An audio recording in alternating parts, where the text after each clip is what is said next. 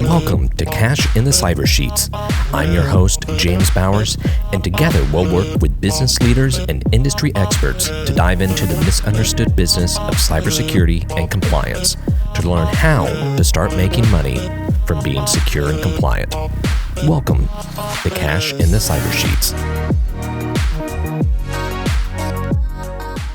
Hey everybody, welcome to Cash in the Cyber Sheets. I'm your host, James Bowers, Chief Security and Compliance Architect here at Input Output. Very happy to have you here with us today. Very excited to talk about the major victory against the Corporate Transparency Act. We're going to get into exactly what the Corporate Transparency Act is, and if you haven't heard about it before, that's okay. Most businesses haven't. Most business owners have no idea what it is, but it could only mean that they could be thrown in prison for up to 2 years and get hit with a lot of fines personally. So we're going to talk about exactly what it is today. We're going to talk about the big players in it, the National Federation of Independent Businesses. Exciting. And really, we're going to dive into what this means for you as a business, what it means for you as a business owner, for your privacy, for your individual privacy, and also the legal issues. And I think really the key questions to get into today is why the hell was the government so hard up to get this pushed? And why was it being fought so diligently by so many different organizations and businesses themselves? Before we get into that, though, support the show. Let us know how much you like us. Click that like, click that subscribe. If you're listening to us on Apple Podcast, Spotify, or actually watching us on YouTube, follow and subscribe each of those areas. Let people know. And send us some comments to let us know things that you would love to hear about and would love to have you on the show. So with that said, let's get into, I think, a little bit of the general logistics. What is the Corporate Transparency Act? Well, very book definition coming, so buckle up. But the CTA, it's part of the Anti-Money Laundering Act of 2020.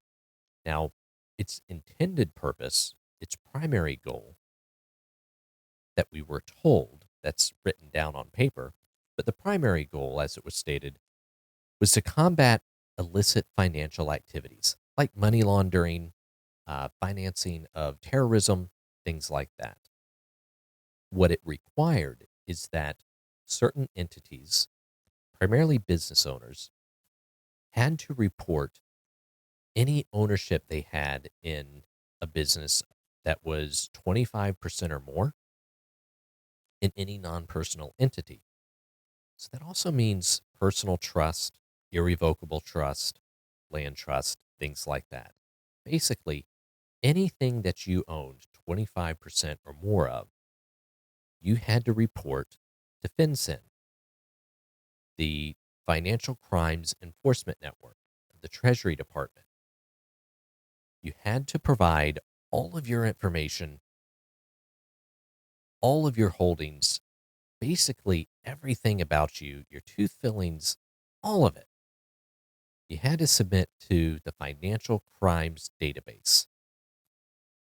So, in case you broke the law, they already had everything there, which is really essentially like going down to your local police department to give them your fingerprints, to give them an inventory of everything in your house, to give them a set of backup keys. So just in case you decide to break the law, they can get in a little bit easier and they know where everything's at already. It doesn't make sense to me. It didn't make sense to practically everybody that heard it, which is why the National Federation of Independent Businesses, along with multiple other independent businesses, all filed a lawsuit So, to give you a little bit of a timeline, back in 2020 is when the CTA was originally enacted. Now, over the next 3 years, 2021 to 2023, FinCEN, they were busy developing all the regulations, how this is going to look, and exactly what everybody's going to have to do and what the penalties are going to be. They really shouldn't have that authority. We'll get into kind of the basis of the lawsuit, but they did it anyway. January 1st of 2024 is when official enforcement began of the BOI, the Beneficial Ownership Information Reporting Requirements. Now, just a sidestep here, real quick. If you're a business owner and you're saying, I haven't heard about any of this, no, you probably haven't, because most haven't. The majority of people that we talk to have never heard of this. Even a lot of CPAs and other financial advisors have never heard of this very serious reporting requirement that if you don't do it, if you don't report on time, can land you in prison for 2 years and also hit you with up to $10,000 in fines, which honestly, that seems a little unbalanced, but that's my personal opinion. So the reporting requirements were starting January 1st, 2024. You had 90 days if you started a new entity within 2024, 90 days to report to FinCEN.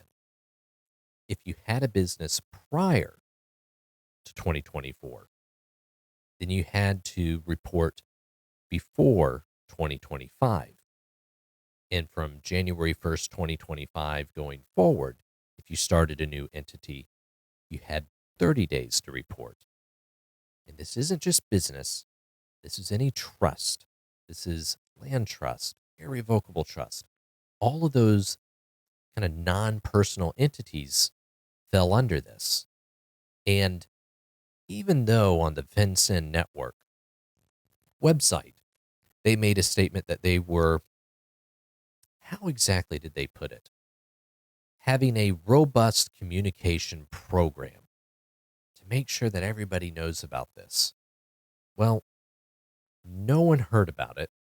And God knows where that robust communication program was, because I never saw it. And not to go down that road, but who knows where the money went to put that communication program together. But we're not going to go there. But that's the particulars of the CTA of the FinCEN BOI requirements. Now, December 3rd, 2024, there was a preliminary injunction that blocks all enforcement of FinCEN, all enforcement of the Corporate Transparency Act, meaning, clearly stated, you don't need to register within the financial crimes database. You don't need to complete that FinCEN BOI. Now, the government rationale for all of this was that they needed the access to be able to fight money laundering, to be able to see what was going on in all of these entities that a lot of illicit actors, a lot of terrorists use to hide where money's going, hide where money's being shuffled around. And the rationale was that we don't know everything that everybody has, so it's just shuffling around, and trying to track it down is very difficult. Now, I have a few issues. I have a lot of issues with that. But the biggest thing is it's all information that they already have, and all information that they have access to if there's any type of suspicion of criminal activity. They can go get it right from the banks. When the IRS is going to collect money from you because you owe lots of money in back taxes, they send out an alert that goes to every financial institution any financial institution that has assets, money of yours, they send it right into the IRS. And if the IRS said, James owes $100,000, every single bank would send in $100,000. And then me, James, would have to go to the IRS to sort it out to say, you took too much. I only owed you 100. Now, that's not a tangent. My point there is that there's already mechanisms to immediately identify where people have ownership. In any case, there are different ways you can hide it, but without getting too far into the BOI, because we've actually done that on another podcast,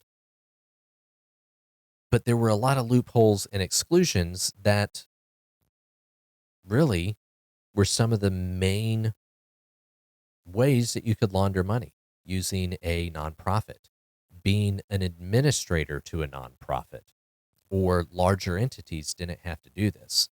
So the FinCEN BOI really only focused on small business owners. And that was part of the lawsuit, and where everybody was really crying foul.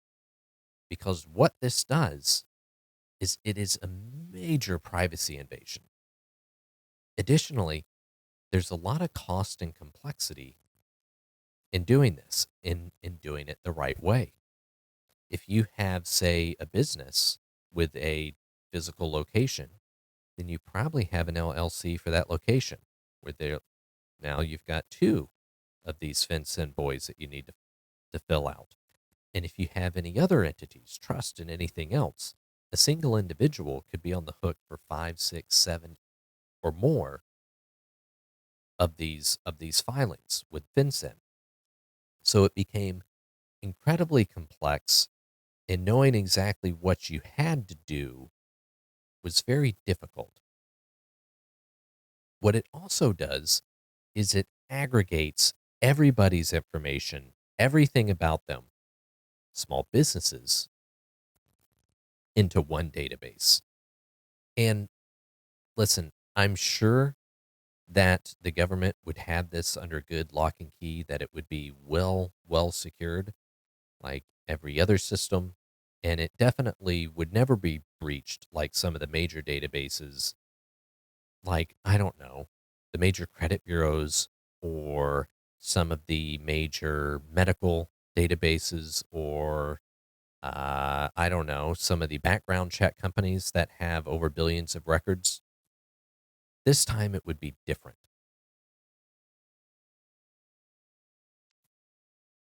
I don't even know where to go after that. It just dumbfounds me so much.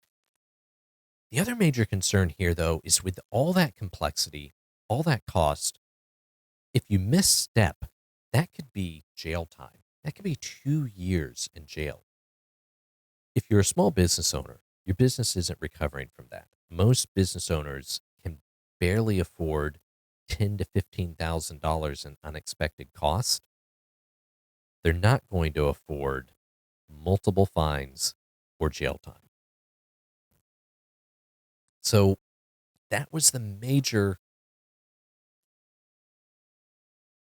premise of the lawsuit, of why so many businesses were against this, of how this looked like it was stacking against small businesses, and overall just a horrible overreach of of government government authority. So the lawsuit itself was from the National Federation of Independent Businesses, along with a lot of other businesses. And their main complaint was that their argument was that, one, it violated the First Amendment rights of business owners and infringing on the right to anonymous association. Basically, it removed your ability to have a trust, or to have some sort of an entity so that you could separate yourself from certain things. Now it's just putting all of this out there. It also completely violated the Fourth Amendment by forcing disclosure of private information without sufficient cause. I'm not under any type of criminal investigation, but for some reason, I'm having to put all of my information into a financial crimes database. Seems a bit odd. It also represented a completely unconstitutional overreach of Congress's authority. Now, I think that I'm not a big fan of the way that this was worded. And listen, I wasn't in the court, I'm not a lawyer, but I don't even think that this is an issue with Congress overreach. This is an issue of institutions also creating legislation and impacts that they were not put into place to create. Legislation has to go through Congress. In this case, Congress was far overreaching into the state's authority, but just all the way around. Complete overreach. What a complete mess.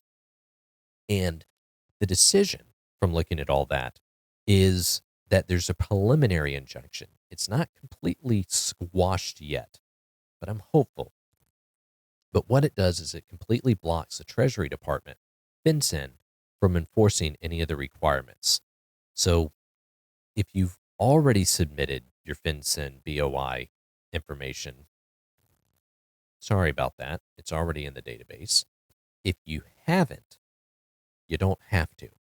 So super awesome if you already haven't submitted, and going into 2025, any new entities that are set up, you don't need to worry about that 30-day window to get everything registered.